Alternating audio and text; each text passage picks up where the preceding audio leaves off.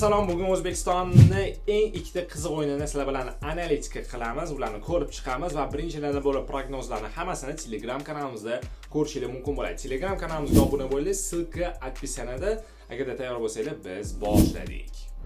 Andijon Paxtakor O'zbekiston chempionatining eng qiziq o'yinlaridan biri bo'lishi kutilmoqda va Paxtakor o'tgan o'yinida ham ancha yaxshi o'ynagan edi. Bunyodkorov bilan va Andijon ham aynan mana shu raqibga zo'r raqibchilik qilishi mumkin. Xullas, Andijon o'z maydonidagi o'ynashidan qat'iy nazar Paxtakorda juda yaxshi tarkib shakllangan, hujum chizig'i himoya ancha baquvvat va shu sababli Paxtakor ancha Andijonni qiynab qolsa kerak. Lekin Andijon ham o'zini uyida o'ynashni hisobga oladigan bo'lsak, albatta muxlislar ularga yaxshigina dalda berishadi va Andijon ham ancha avtobus himoyasini qo'yib o'ynasa kerak deb o'ylayman. Lekin shunga qaramasdan Paxtakor bu o'yinda g'alaba qozonishi mumkin. Bu bizning fikrimiz.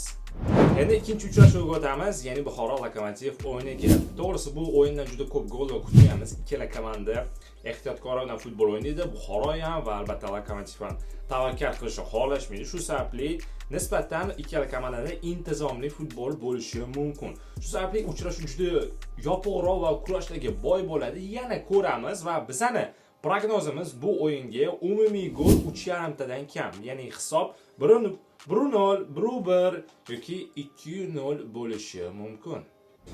Endi yakuniy ekspressga ko'rib chiqadigan bo'lsak, birinchi o'yinda Paxtakor g'alabasiga biz ishonsak bo'ladi. Ikkinchi o'yinda esa Buxoro Lokomotiv o'ynadi. Umumiy gol 3.5 tadan kam. Va menimcha bugun eng zo'r variantlardan biri aynan shular. Ikkala o'yinchi va bilasizlar, albatta futbolda 100% natija bo'lmaydi, lekin siz futbolchilarni taxminiy formasi, ularning statistikalariga qarab, oldindan nima bo'lishini taxmin qilsangiz bo'ladi. Va shunga o'xshash analitikalar, fikrlarimiz, prognozlar hammasi Telegram kanalimizda bo'ladi. Telegram kanalimizda esa описаниеda ссылкасы bor, o'tib obuna bo'ling. Video yoqqan bo'lsa like bosing, obuna bo'ling va keyingi videolarda ko'rishguncha